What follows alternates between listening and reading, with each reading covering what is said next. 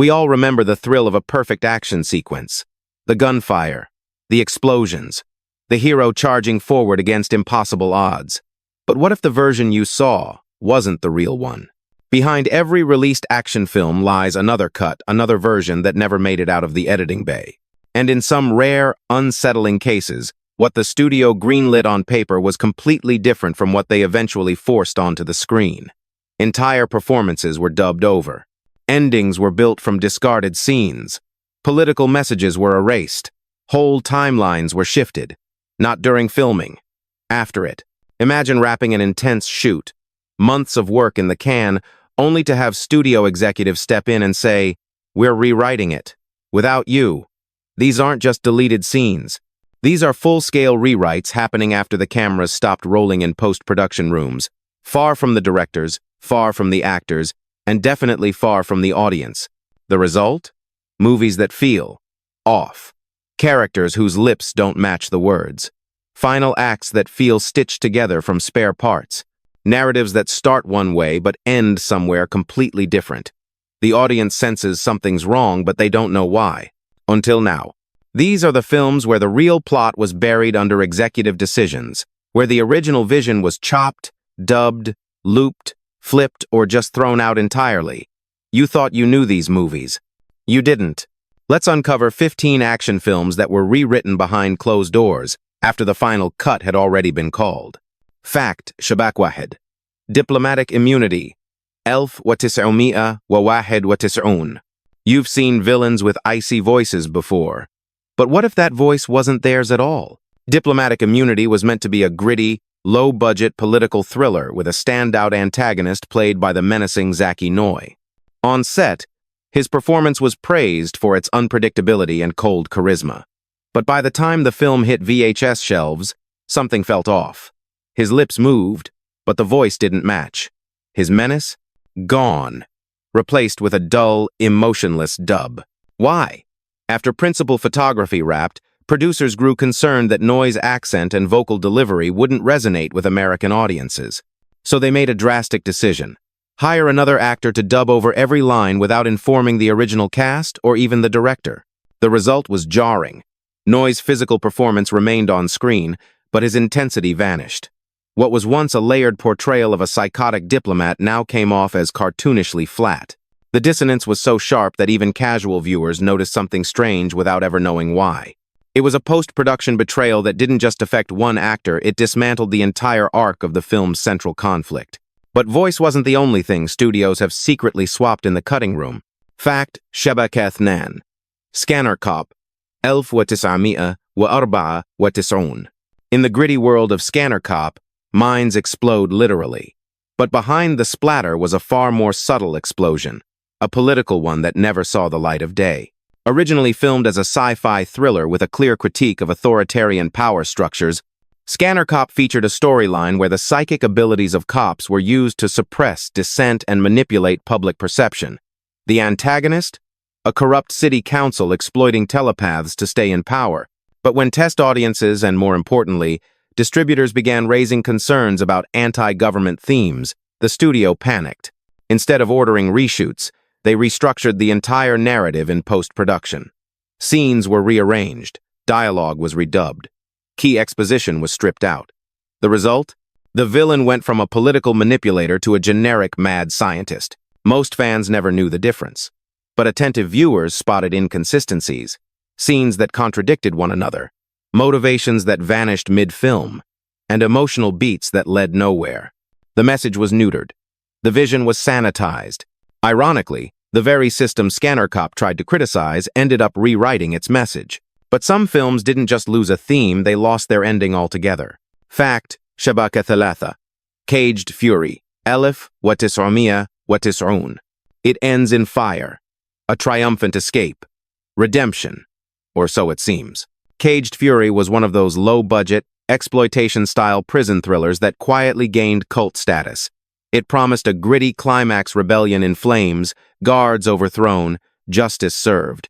But what most viewers didn't realize is this.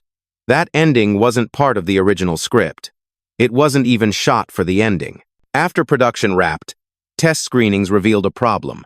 The original third act, where the protagonist died in a failed breakout, was deemed too dark for home video audiences. But the crew had already disbanded. Reshoots weren't an option, so the studio did something audacious.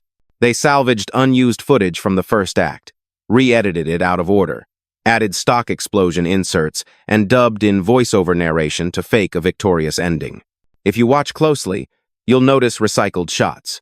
A character running down the same hallway 3 times, smoke that appears before anything burns, expressions that don't match the context. The ending worked on the surface. But to those who'd seen the raw script or early cut, it was an unrecognizable Frankenstein of footage. In this case, the hero didn't just escape prison. The film itself escaped its own truth. But what happens when studios don't just change the visuals but rewrite the entire soundtrack? Fact, Shabaka Arba. Catch the Heat. Elf wa Tis'omia. Wa Seba wa Thamanun. You're watching a dance scene in Catch the Heat, and something's wrong. The rhythm is off. The voices don't match the lips.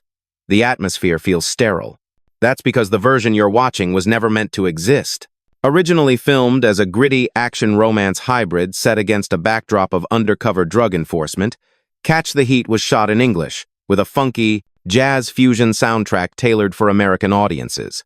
But when international distributors reviewed the cut, they demanded something more globally appealing. The studio complied and rebuilt the film's entire audio layer from scratch. Every single line of dialogue was dubbed. The original soundtrack? Scrapped. Replaced with generic synth music, awkward ambient noise, and inconsistent voice acting. Even actor Tiana Alexandra's lines were looped by another voice actress, flattening her layered performance into a monotone echo. This wasn't a localization, this was an exorcism. The soul of the film was lifted out in post, replaced with a hollow shell that alienated both English-speaking and international viewers. Worse, the original audio mix is now considered lost media. Only the dubbed version remains widely available. Catch the Heat is a textbook example of what happens when a studio tries to retrofit a film for market needs after the creative work is done and ends up erasing the movie's very identity. But at least Catch the Heat stayed consistent in structure. The next film? It changed depending on where you watched it. Fact Shabak Khamsa, Shadow Chaser, Elf wa Tis'omia, wa Ithnan wa Tis'aun. In one version, the villain lives. In another, he dies. Welcome to Shadow Chaser, where your location decided your ending. Shot in South Africa and distributed in multiple regions under different titles, Shadow Chaser was envisioned as a tight, die-hard style sci-fi action flick. But after shooting wrapped, producers realized they had a problem. No 2 territories wanted the same tone, so they edited the film into 2 different versions, each with its own timeline and character arcs. In the US release, the protagonist survives by outsmarting a rogue android in a nuclear facility. In the European cut, he dies, but takes the android down with him in a mutual destruction twist. Scenes were shuffled, music cues were altered. Even the villain's motivation changed depending on the market. Most viewers never noticed, assuming their version was the only one. But side by side, comparisons reveal glaring differences. Lines delivered in different orders, characters who live in one version but vanish in the other, entire subplots that exist in one timeline but not the next. The filmmakers had essentially built a choose-your-own-adventure from a single set of dailies without telling anyone. And while multiple cuts aren't new, Shadow Chaser didn't have a director's version or extended edition. It had regional realities, quietly tailored to please different cultures, each one altering the movie's DNA after filming had ended. But some rewrites weren't about global markets. They were about hiding something. Uncomfortable. Fact Shabaksta. Deadly Prey. Elf wa Tis'omia wa Seba wa Thamanun. A man is hunted in the woods by mercenaries. Classic setup. But the final product of Deadly Prey is missing something important. Its original villain. This low-budget cult classic was shot fast and loose in Southern California, with a raw energy that gave it its charm. The original cut featured a twisted commander orchestrating the manhunt not just as a sadist, but as a disgraced military officer covering up war crimes. His backstory was explored in flashbacks, painting a more complex portrait of evil. But after editing began, the producers had second thoughts. They feared the anti-military undertones might limit the film's distribution, especially during a patriotic media climate in the late 80 seconds. So they did the unthinkable. They cut the villain's origin story entirely. Whole scenes were excised. Dialogue was dubbed over. The commander became just another generic bad guy barking orders in the jungle. The nuance? Gone. The flashbacks? Burned. Even the actor's performance suffered, with long stretches of screen time awkwardly cropped or silenced. The result was a movie that felt stripped of its teeth. The danger was still there, but the moral ambiguity, the character depth, the questions it raised, erased in favor of simplicity. Deadly Prey still gained cult status, but few fans know they've only seen half the character that was originally filmed. And that wouldn't be the last time a film's political message got buried deep beneath the edit. Fact. T. American Ninja. San. Blood Hunt. Itch 2 Body Zero. It was supposed to be the franchise's boldest move, introducing a new hero, a darker tone, and a more sinister plot. But what ended up on screen was not the movie that was shot. American Ninja 3. Blood Hunt started out with an ambitious script, an exploration of bioweapon testing, government betrayal, and a reluctant ninja recruited into a fight he didn't choose. Actor David Bradley was brought in to replace Michael Dudikoff, and early dailies showed a brooding, reluctant warrior story. But the studio had other plans. After the film wrapped, executives decided the tone was too serious and demanded the editors reframe it as a fast-paced, action-first adventure. Subplots were gutted. Entire character arcs were removed. The protagonist's inner conflict, his trauma and resistance to violence, was almost entirely excised. To bridge the gaps, voiceovers were added to explain missing logic, and scenes were rearranged to emphasize fight choreography over narrative. What was meant to be a gritty, near-political martial arts thriller became a cartoonish, disjointed action flick. The emotional center was gone. To this day, no full copy of the original cut has surfaced. Fans who've seen early test reels note the stark contrast. A film about identity and conflict turned into just another kick-punch explosion fest. And American Ninja 3 isn't alone. Sometimes, the rewrites come from panic, not from purpose. Fact. شبك ثمانية. Cyborg Cop E. 1994. There's a line in Cyborg Cop 2 that sounds like it was made for memes. He's not just a machine, he's an idea. But that line? It was never in the original script. When Cyborg Cop 2 wrapped filming, the studio reviewed the footage and had one reaction. It wasn't exciting enough. The action worked, but the plot felt thin. Instead of ordering reshoots, they opted for a creative patchwork in post, injecting pseudo-philosophical lines, rearranging scenes, and overlaying dramatic narration. The result was a Frankenstein's monster of tone. Half the film plays like a straightforward cyborg killer romp. The other half tries and fails to channel Blade Runner-esque musings on identity and machine morality. The edits were so rushed that in one scene, the cyborg appears in two places at once because no one caught the timeline break caused by shuffled sequences. What's worse, some dialogue was AI looped, using early text-to-speech software, creating moments where voices flatten unnaturally mid-sentence. No explanation was given. No director spoke up. It was as if the final cut was assembled by a machine. Fitting, perhaps. The movie's legacy is confused. Critics dismissed it. Fans watch it for the action. But buried deep inside is the skeleton of a smarter film, one that never made it past the edit bay. But what happens when a film is rewritten not to fix it, but to erase something no one wanted to admit? Fact. شبك تسعة. Black Eagle. 1988. It's remembered today as a Jean-Claude Van Damme vehicle. But originally, Black Eagle was supposed to be a very different movie, with a very different star. The film began as a Cold War espionage drama focused on Ken Taney, a Japanese-American spy played by Sho Kosugi. The early script explored dual loyalties, family legacy, and cultural identity. Van Damme's character was just a secondary antagonist, a silent Soviet operative meant to reflect the faceless nature of war. But after the shoot wrapped and Van Damme's breakout success in Bloodsport exploded, the studio saw dollar signs. In a bold post-production shift, they re-edited the film to push Van Damme front and center. Fight scenes with him were extended, even spliced with unrelated footage to create new moments. Kosugi's dramatic beats were trimmed down, and the film's contemplative tone was buried beneath kicks, flips, and slow-motion evil glares. To make it worse, the new structure broke continuity. Van Damme appears in places he couldn't logically reach. His motivations are never explained. The espionage thriller became an accidental action showcase serving a marketing need, not the story. Kosugi later admitted he barely recognized the final cut. What had been a thoughtful spy drama became a vehicle for a rising star who wasn't even meant to carry the film. Sometimes, post-production doesn't just alter structure, it rewrites who the story was about. Fact, Shabakwa Hitsofur. The Hard Way. Elf, Watis'amia, Wates'a, Wathamanun. Imagine watching a film where every character seems slightly too calm. That's because the rage was cut, literally. The Hard Way, a little-known Canadian action film, originally pushed the boundaries of violence and emotional intensity. It starred Patrick McGoohan as a former hitman hunted by the system that created him. The shoot was known for its raw performances, shouting matches, breakdowns, scenes where actors lost themselves in character.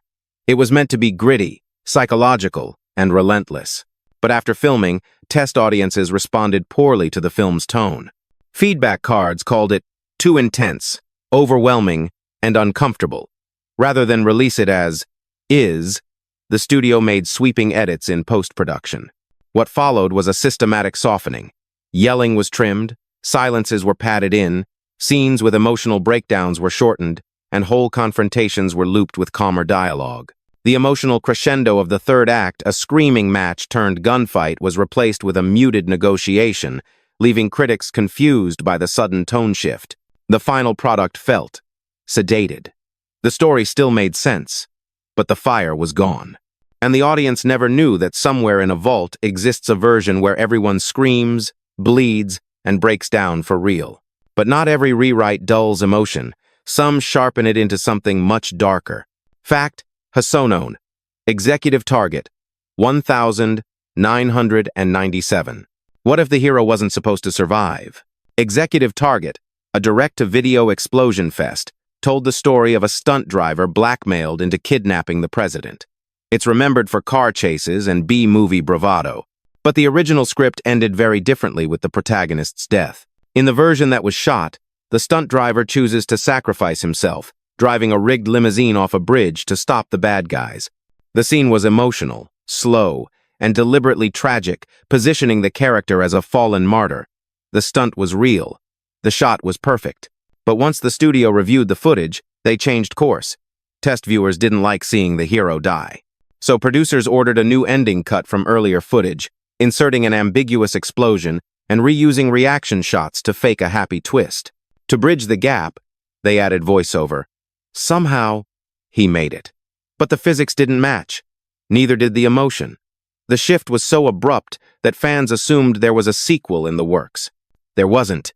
The rewrite created a false hope and undermined the film's most powerful moment, all to satisfy an outdated heroes don't die cliché. But sometimes, rewrites don't save the hero or the villain, they save the studio's ego. Fact Shabak Wahdathnan. Future Zone. Elif Watis'amia Watis'un. Time travel is confusing enough. Now imagine your own film gets lost in time thanks to editing. Future Zone. The sequel to Future Force starred David Carradine as a grizzled law enforcer who meets his son from the future. The story was meant to explore fatalism, legacy, and the cost of changing destiny. The script played with non-linear timelines, with characters appearing in multiple versions of the same event until a final twist revealed it was all a loop. But the studio panicked. They believed audiences wouldn't follow the time jumps. So after shooting wrapped, editors were instructed to rearrange the story into a linear sequence. Scenes meant to be reveals were placed up front. Tension was broken. The aha moment at the end became obvious by minute 20. Worse, narration was added to explain what was already clear, visually turning mystery into monologue. Critics called it insulting and unnecessarily dumbed down. Carradine, known for his patience, reportedly walked out of a screening in silence. The twist, once brilliant, landed flat. And all because the studio feared the audience wouldn't keep up. But what happens when an actor's performance is so raw, so chaotic? The studio rewrites the entire tone to cover it up. Fact, Shabak Wahdu Thalatha. Stone Cold. Elf, Watis'umia. Wawahid, Watis'un. Brian Bosworth wasn't just trying to act tough, he was tough. But the studio wasn't ready for what that looked like. Stone Cold was an ultra-violent biker gang infiltration thriller designed as a breakout vehicle for ex-football star Bosworth. During filming, he pushed himself hard, performing stunts, improvising lines, and delivering unexpectedly raw performances. The original cut reflected that intensity gritty, chaotic, and almost documentary-like in its portrayal of gang life. But producers got nervous. Bosworth's performance was too unpredictable, too unpolished, and not in line with the clean-cut hero image they wanted to sell. So in post-production, they reshaped the entire film around him. Scenes showing emotional vulnerability were cut. Dialogue was relooped to sound more stoic. Even his voice was deepened artificially in certain scenes. Moments where his character hesitated, showing trauma or doubt, were removed to make him appear more traditionally alpha. The result was a visually loud film with a strangely muted lead. Bosworth looked the part but emotionally felt like a ghost in his own movie. Fans expecting a full-throttle character study got a shell of one. Somewhere out there, there's a version of Stone Cold where Bosworth took a real risk. We never got to see it, but at least his face stayed on screen. In the next film, a character was erased entirely after being fully filmed. Fact: Shabak Wahida Arba'a. Red Scorpion Ithnan. Elif wa tis'ami'a wa arba'a wa tis'un. You'd never guess it watching the final cut, but Red Scorpion 2 was supposed to have two villains. In the original script and principal photography, the story followed a split-threat structure. An extremist militia leader and his mysterious handler, both representing different kinds of ideological madness. The handler, played by a now-forgotten TV actor, had over 20 minutes of screen time and a reveal in the third act that reframed the entire plot. But during test screenings, audiences reacted poorly to the slower, more cerebral scenes with the handler. The studio panicked. Instead of reshoots, they cut the character out, entirely rearranging the plot to make the militia leader the sole villain. Action scenes were stitched back to back. Dialogue that referenced the handler was overdubbed with vague exposition, but it didn't quite work. If you watch closely, you'll see moments where characters respond to things no one said. Shots linger on empty space. A reveal feels like it's building to nothing. It's not just a pacing problem. It's a ghost character haunting a film that pretends he was never there. The film was streamlined, yes. But in losing that character, it also lost its twist, its mystery, and its punch. Then again, some films don't get rewritten to remove characters. They get rewritten to protect legacies. Fact: Shabak Wahdakhmase. The President's Man. Alpha. When Chuck Norris is involved, things get delicate. The President's Man was a made-for-TV action flick produced by Norris and intended to launch his son into stardom. The original script, shot in full, featured an aging operative, played by Chuck, reluctantly training a reckless protege only to die in the third act, passing the torch. That's how it was filmed. Norris gave a surprisingly reflective performance, showing vulnerability, age, even fear. His death scene was dramatic, grounded, and emotionally resonant, shot in a single take. But after reviewing the cut, Norris himself reportedly objected. He felt the story sent the wrong message to his audience and asked for the ending to be changed in post. Without reshoots, the team repurposed footage, changed the score, and added voiceover explaining that his character had escaped off-screen. The new ending contradicted earlier plot points and felt tacked on. But for many viewers, it didn't matter. The Chuck Norris mythos demanded invincibility, and the studio complied. What was supposed to be a passing of the torch moment became a strange non-ending. The protege's arc flatlined. The emotional climax evaporated. Sometimes, rewrites aren't about making the story better. They're about preserving an image. But one last film took all these studio manipulations and turned them into something stranger than fiction. Bonus fact: the lost version of Point of No Return, Chungubeku. This one didn't make the top 15, but it might just be the strangest of all. Point of No Return, the American remake of La Femme Nikita, was already a controversial project. Critics feared it would dilute the intensity of the original. But few know that the first cut of the film, shot under the working title The Specialist, was almost completely different from what audiences eventually saw. The early version leaned far more into psychological tension. Bridget Fonda's character was unstable, more haunted, and less polished. The original third act didn't have a triumphant redemption. It ended in ambiguity, with her disappearing into a crowd after a failed mission, mentally shattered. But Warner Brothers rejected the cut outright. They believed the ending would alienate mainstream viewers and demanded a complete emotional rewrite. The director was sidelined in post. Scenes were restructured, new footage was shot, and the score was swapped for something lighter, more heroic. The final release turned her into a cleaner action heroine, stylish, composed, almost sanitized. Gone was the rawness. Gone was the emotional decay. The only trace of that original version? A single promotional still showing her crying in a scene that never appeared in the film. The original cut has never been released. No bootlegs, no leaks, nothing. It's not just a lost ending, it's a lost identity. And maybe that's the truest rewrite of all. Bonus fact. The lost version of Point of No Return. 천구백구십삼. This one didn't make the top 15, but it might just be the strangest of all. Point of No Return, the American remake of La Femme Nikita, was already a controversial project. Critics feared it would dilute the intensity of the original. But few know that the first cut of the film, shot under the working title, The Specialist, was almost completely different from what audiences eventually saw. The early version leaned far more into psychological tension.